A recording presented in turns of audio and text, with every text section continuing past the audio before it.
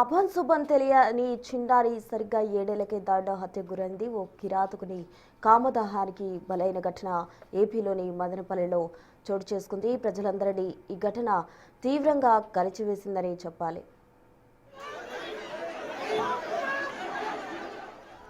ఇదే అంశానికి సంబంధించి పూర్తి వివరాలు మా ప్రతినిధి దామోదర్ ఫోన్ లైన్ ద్వారా అందిస్తారు. దామోదర్, చెప్పండి. బాలిక పేరెంట్స్ తో ఇప్పటికే సీఎం చంద్రబాబు మాట్లాడినట్టు కూడా సమాచారం అందుతుంది. ఈ ఘటనకు సంబంధించి అసలు ఎటువంటి దర్యాప్తు చేస్తున్నారు, ఏం భరోసా ఇచ్చారు పేరెంట్స్ కి?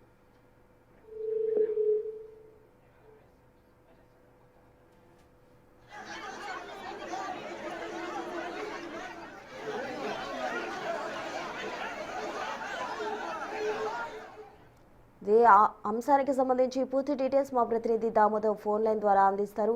దామోదర్, ఈ దారుణ ఘటనకు సంబంధించి ఆ గ్రామంలో అంతా కూడా విషాద ఛాయలు అలుముకున్నాయని చెప్పాలి. అక్కడ ఉద్రిక్త పరిస్థితులు కూడా గ్రామంలో నెలకొన్నాయి. అయితే బాలిక పేరెంట్స్ తో ఇప్పటికే సీఎం చంద్రబాబు మాట్లాడినట్టు సమాచారం అందుతోంది.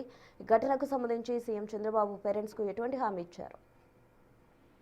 ప్రస్తుత చిన్నారి బాలిక అత్యాచారము తర్వాత అమ్మాయిని నీటి డ్రమ్ములో వేసి ఏదైతే నిందితుడు కులవర్ధన్ హత్య చేశాడో ఆ తర్వాత జరిగిన పరిణామాల నేపథ్యంలో నిన్న సాయంత్రానికి అమ్మాయి మృతదేహాన్ని పోస్ట్ మార్టానికి తరలించారు. తర్వాత 8:40 పోస్ట్ మార్టం పూర్తి అయిన తర్వాత మృతదేహాన్ని అమ్మాయి స్వగ్రామం వీరబల్లి కడప ఏదైతే రాయచోటి సమీపంలోని వీరబల్లి మండలం రాగిమాన్ పెంటకు తరలించారు. ఈ రోజు అమ్మాయికి మృతదేహానికి అంత్యక్రియలు జరగనున్నాయి. అయితే అంతకు మునుపు మదనపల్లిలో ఉద్రిక్త పరిస్థితి నెలకొందని చెప్పవచ్చు. ఉదయం 7:30 గంటల నుంచి సాయంత్రం 6:30 వరకు ఇటు ఏదైతే అమ్మాయి తల్లిదండ్రులకు మద్దతుగా పెద్ద సంఖ్యలో స్థానికులు వచ్చి ఆందోళన కొనసాగించారు. ఈ నేపథ్యంలో పలు దఫాలుగా అటు పోలీసు ఉన్నతాధికారులు ఆ కుటుంబ సభ్యులతోనూ సంప్రదింపులు నిర్వహించారు. ఈ సందర్భంగా ఇటు హోంమంత్రితో పాటు మంత్రి నారా లోకేష్ కూడా వారి కుటుంబ సభ్యులతో మాట్లాడారు. చివరికి సీఎం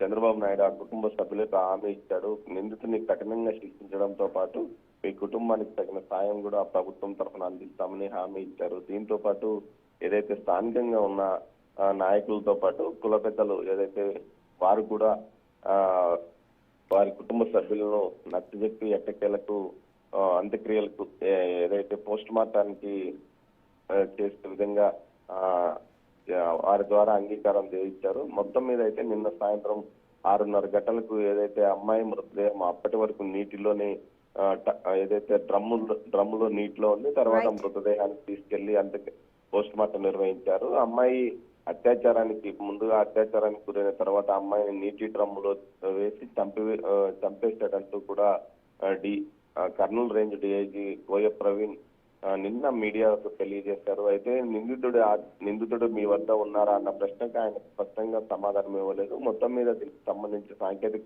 కారణాలు ఉండవచ్చని చెప్తున్నారు. అయితే నిన్న ఉదయం 6:30 గంటల సమయంలో అతన్ని అదుపులోకి తీసుకున్నారనే సమాచారం. అయితే దీని మీద పోలీసులు ఇంకా స్పష్టంగా ఒక ప్రకటన చేయలేదు ప్రసన్న. అయితే దీంతో పాటు మొత్తం మీద చూసుకుంటే కులవర్ధన్ మొన్న ఏదైతే సోమవారం సాయంత్రం 4:30-5 గంటల సమయంలో ఆ అమ్మాయిని తన ఇంట్లోకి తీసుకెళ్లి ఆ తర్వాత గంజాయి మత్తులో అమ్మాయి మీద అత్యాచారానికి పాల్పడి ఆ తర్వాత డ్రమ్ములో వేసి చంపివేసినట్లు కూడా తెలుస్తోంది. మొత్తం మీద అతను కులవర్ధన పైన గతంలో కూడా ఒక కేసు ఉంది. దీంతో పాటు అతను నిత్యము గంజాయి మత్తులో ఉండి అక్కడ ఉండే మహిళలను కానీ అటు అందరితోనూ గొడవకు పడేవాడని కూడా తెలుస్తోంది. Thank you Damodar.